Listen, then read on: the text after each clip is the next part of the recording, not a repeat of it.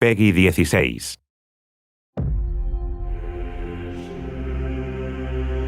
This really is the beginning of a new era, and I think beginning is an important part of that sentence. This is the first time I think that, in a long time that Bungie has stood kind of on its own.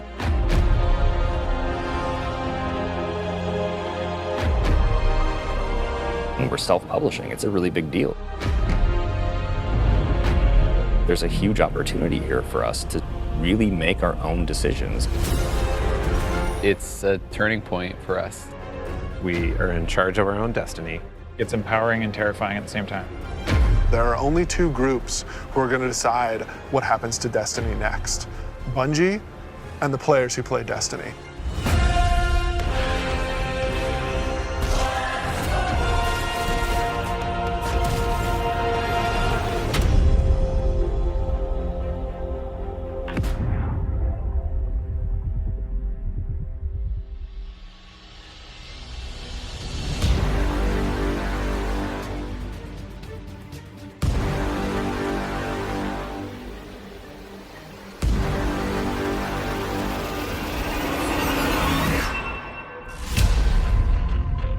So at its core, Shadowkeep is about returning to the moon. We haven't been to the moon in a while, since Destiny 1, and a lot's changed.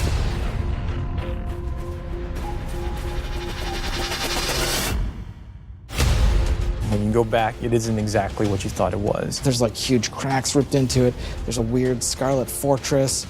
And so the context of the moon has been updated entirely. This isn't just about the hive anymore. It's about something else, something terrifying.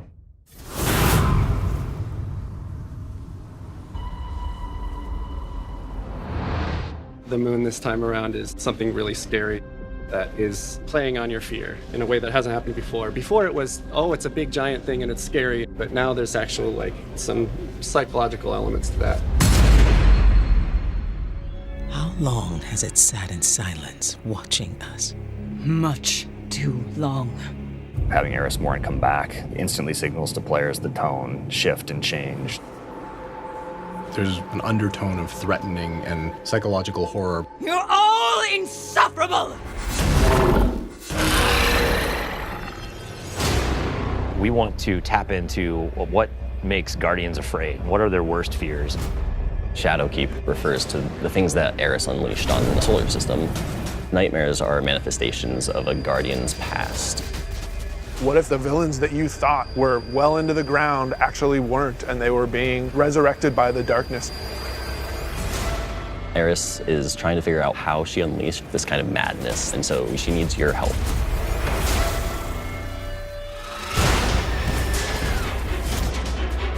You can't just kill them and make them go away. What if you can't do all of the things that you've grown accustomed to doing? Being unable to achieve what you're trying to achieve, no matter how hard you try. Players, they think we can deal with this. We killed Crota, we killed orcs. No big deal, right? Well, you're gonna get there and you discover it's a bigger deal than you even thought it could be. The darkness is actually a lot closer than you realized. Now you know my suffering.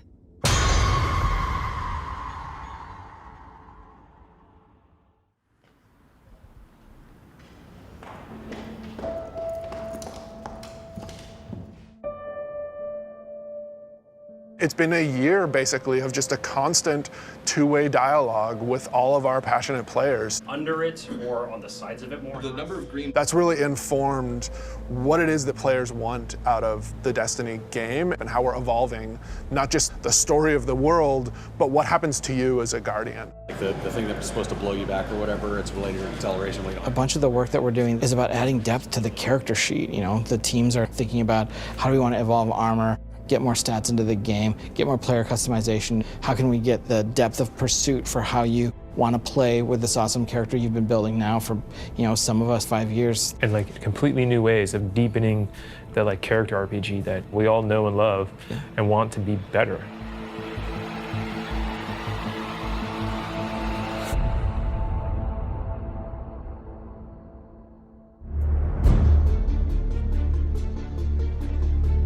In Shadowkeep, we are fundamentally evolving the systems and moving the world forward. You want to bring some of that sci-fi element back to it, where it's like, some like panels or exactly. something. We've been dancing this line between like, are we RPG enough? Are we not RPG enough? And now we're like, you know what? Screw it. Let's just go all in and just say like, hey, let's give players what they want. Allow them to kind of like customize the players and their habits and their game modes and all that stuff as much as they want to. So in Shadowkeep, what we're doing is changing the way that armor, perks, and mods work pretty significantly. Right now in the game, if you have an armor set that you like the look of, but you have another armor set that you like the way it plays, you're probably going to pick the one that you like the way it plays.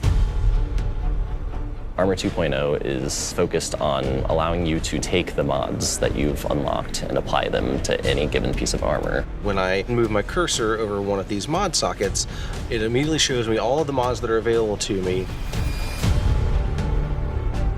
Personally, I'm excited about the artifact. Players just get to kind of like fidget with these knobs and switches and do all the things that they want to do. When you get to this last tier, each of these perks gets relatively close to what an exotic might feel like. That's going to be a lot of fun. It's going to be a lot of fun.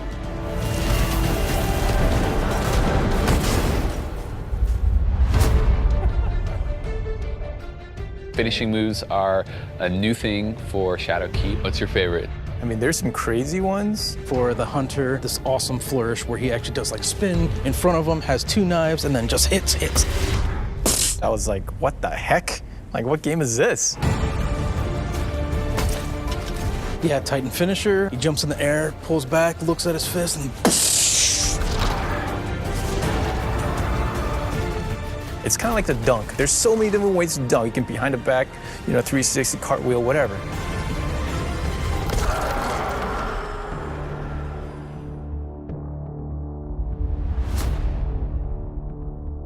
We're in the playtest lab every day, trying to figure out what's good for the game, what do people want, what have they been asking for, trying new ideas. So I want to try, I added radar hiding. Let me know how it feels to get shot by the heavy bow.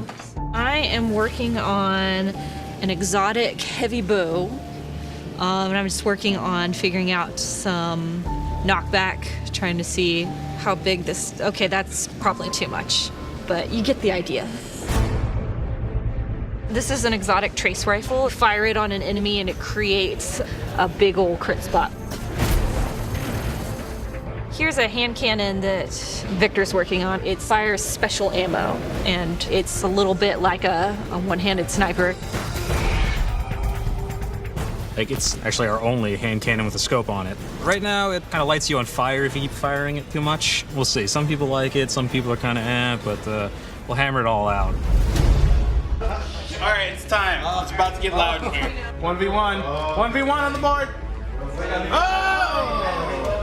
One of the things we really want to focus on, especially with Season 8 and the start of Shadowkeep, is a renewed focus on PvP. You're all on the other team. We're updating labs to include some much-loved game types from the past. We're also redoing a bunch of the playlists and how they work. But the really important thing for players to know is this is just the beginning. This is us building the foundation of what we're doing with the Crucible going forward.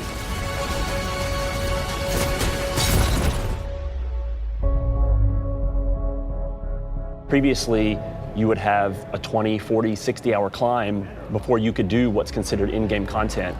And now you can pretty much do that immediately. We want you to feel like you are in the end game from the moment you step on the planet. Leveling up your Guardian and becoming more powerful, overcoming dungeons, overcoming raids.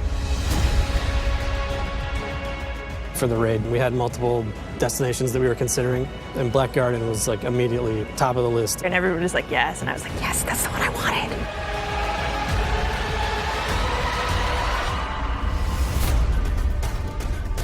With Forsaken, we've started finding more ways for players to customize and personalize their character and differentiate themselves.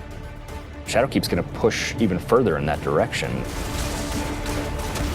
The word, which is really guiding us in a bunch of ways, is depth. It's about experiential depth. When we look at how we're thinking about the next 3-5 years, it's really important to us. It's cool to have a game that you can invest in with your friends, tweak your monster killing machine and make it 2% better every weekend, doing different things and figuring out how to craft this perfect build that you feel like is your own. Like, that is cool. There's nothing nerdy about it. We're like happy to own that. We're gonna stand on that corner.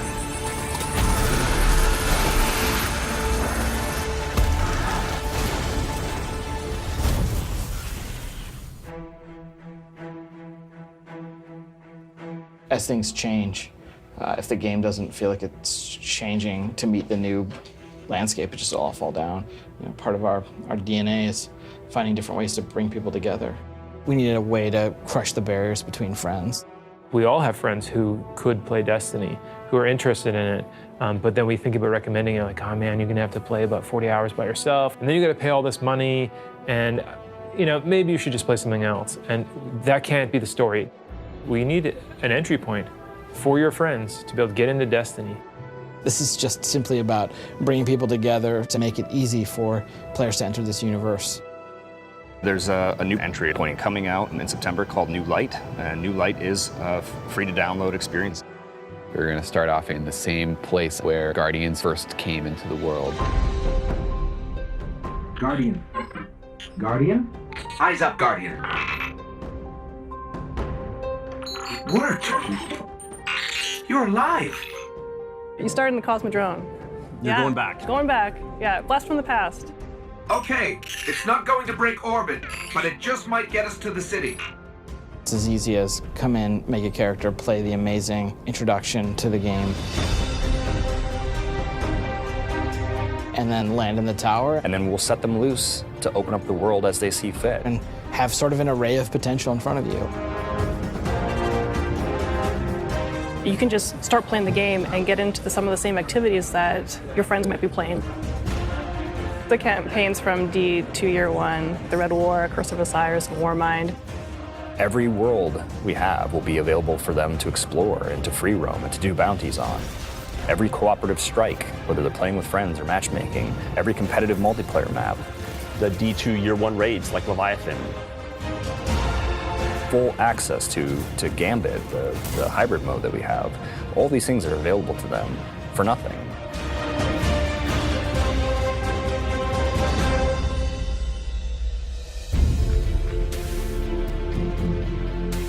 We've always said that Destiny is best when you play it with your friends, and we're trying to make it easier. So if your friends who are playing Destiny are on different platforms, we're adding cross-save so that you can move between the different platforms and play wherever your friends are. Like if I'm playing and I want to move over to my PC, I should have my character go with me. We want Destiny to meet you wherever you want to play, so that's incredibly important for us. We wanted cross-save before we shipped Destiny 2, right? Like a bunch of it was built. We just couldn't get there for capital R reasons. Many of those reasons have disappeared. So we are headed full steam ahead on that. And we got to figure out how we're going to get there and how we're going to give the players what they want.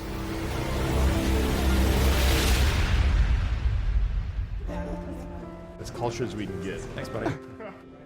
Our original vision for Destiny was a world that would evolve and change. We're leaning really hard into that because we believe that's where the future of Destiny is. The long horizon for Destiny is to become an evolving world. You know, you're going to tune in to see what's going to happen next.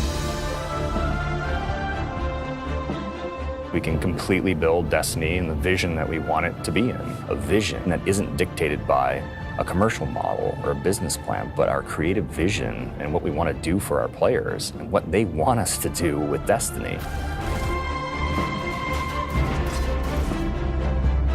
We feel like our work isn't done. We have a series of missions that we need to finish before I think we have Destiny in the place that it needs to be, and we're back to, I guess, finish the fight, so to speak.